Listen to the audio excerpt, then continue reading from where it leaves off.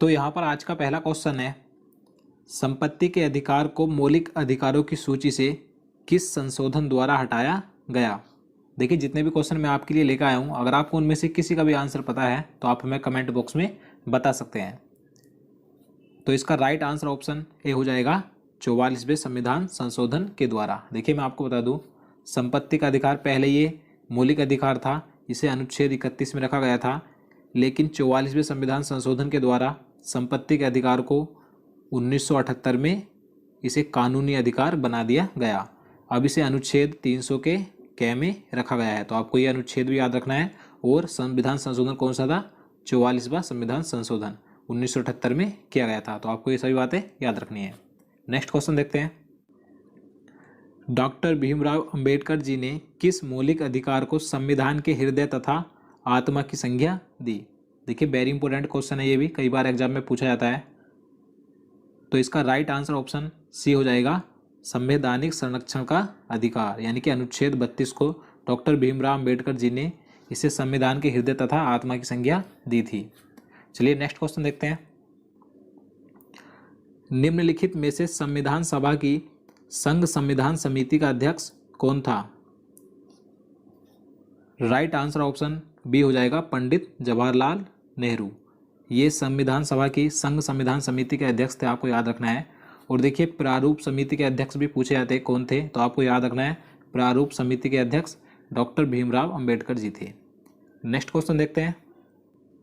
Question number 4 है, राज्य के नीति निर्देशक सिद्धांतों को भारतीय संविधान में शामिल किए जाने का उद्देश्य क्या है? राइट आंसर ऑप्शन बी हो जाएगा, सामाजिक और आर्थिक प्रजातंत्र को स्थापित करना, ये इनका उद्देश्य है। अगर हम बात करें नीति निर्देशक तत्वों को किस अनुच्छेद में रखा गया है, यानी कि इन्हें अनुच्छेद 36 से 51 तक रखा गया है और इन्हें भाग 4 में रखा गया है। तो आपको दोनों याद रखना है।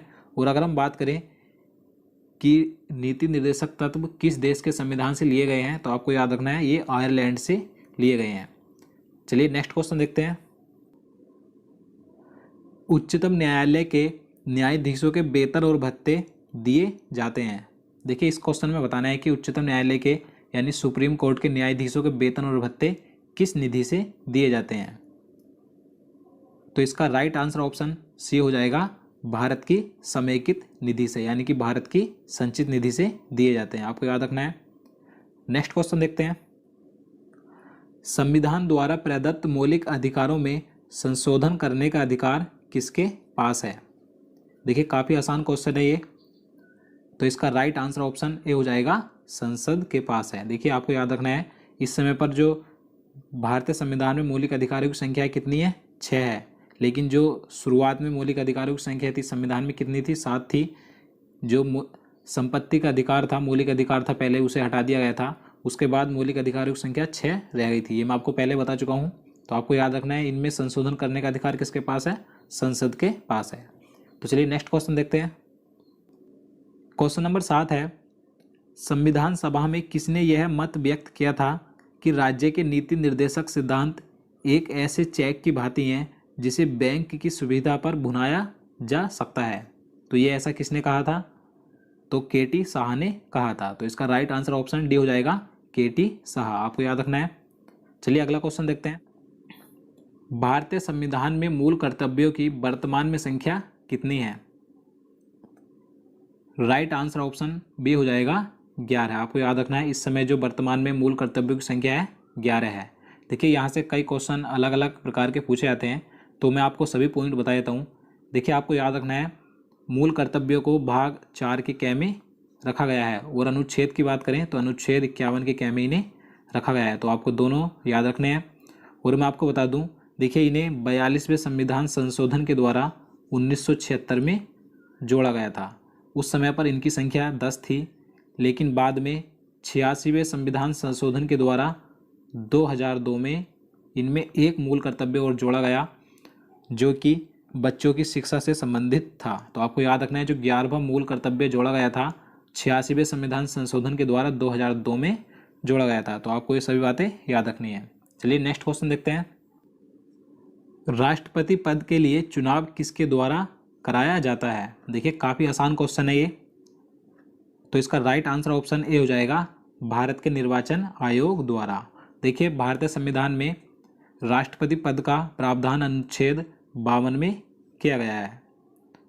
तो चलिए अगला क्वेश्चन देखते हैं। निम्न में से कौन सा राष्ट्रपति अपने पद पर 2 कार्यकाल के लिए बना रहा?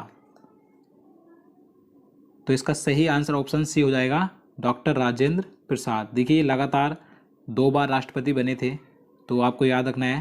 पहली बार ये 1952 में बने थे, दूसरी बार लगातार ये 1957 में भारत के राष्ट्रपति बने थे, और ये भारत के प्रथम राष्ट्रपति बने थे, आपको सभी को पता होगा। तो चलिए अगला क्वेश्चन देखते हैं। राष्ट्रपति के चुनाव से संबंधित झगड़ों का निर्णय कौन करता है? राइट आंसर ऑप्शन सी हो जाएगा, सर्वोच्च न्यायालय यानी कि सुप्रीम कोर्ट, आपको याद रखना है। नेक्स्ट क्वेश्चन देखते हैं। क्वेश्चन नंबर 12 है, राष्ट्रपति का चुनाव लड़ने की अधिकतम आयु कितनी होती है? राइट आंसर ऑप्शन डी हो जाएगा, कोई भी सीमा नहीं, यानी कि राष्ट्रपति बनने के लिए या राष्ट्रपति का चुनाव लड़ने के लिए कोई भी अधिकतम आयु सीमा नहीं रखी गई है, ये आपको याद रखना है। और देखिए अगर हम बात करें राष्ट्रपति बनने की योग्यताएं क्या होनी चाहिए, तो मैं आपको बता देता हूँ। राष्ट्रपति बनने की योग्यता का प्रावधान अनुच्छेद 58 में किया गया है। क्या क्या योग्यताएं होनी चाहिए? वह भारत का नागरिक हो, उसकी कम से कम आयु 35 वर्ष हो, यानी कि 35 वर्ष की आयु पार कर चुका हो, और लोकसभा का सदस्य निर्वाचित किए जाने के योग्य हो, और किसी भी लाभ के पद पर ना हो। ये राष्ट्रपति की योग्यताएं होनी चाहिए, तो आपको याद रखना है। नेक्स्ट क्वेश्चन देखते हैं। निम्न में से किस मुख्य न्यायाधीश को राष्ट्रपति पद पर आसीन होने का गौरव प्राप्त है? राइट आंसर ऑप्शन ए हो जाएगा, न्यायाधीश एम हिदायतुल्ला को, आपको याद रखना है। देखिए ये भारत के ऐसे मुख्य न्यायाधीश थे जो 2 बार भारत के कार्यवाहक राष्ट्रपति के रूप में इन्होंने कार्यभार संभाला था, और देखिए ये भारत के 6ठे उपराष्ट्रपति भी थे, तो आपको याद रखना है। नेक्स्ट क्वेश्चन देखते हैं। किसकी सिफारिश पर भारत की संचित निधि से राज्य को सहायता अनुदान दी जाती है? तो इसका सही आंसर ऑप्शन डी हो जाएगा, वित्त आयोग की सिफारिश पर, आपको याद रखना है। वित्त आयोग की सिफारिश पर भारत की संचित निधि से राज्यों को सहायता दी जाती है। तो चलिए नेक्स्ट क्वेश्चन देखते हैं।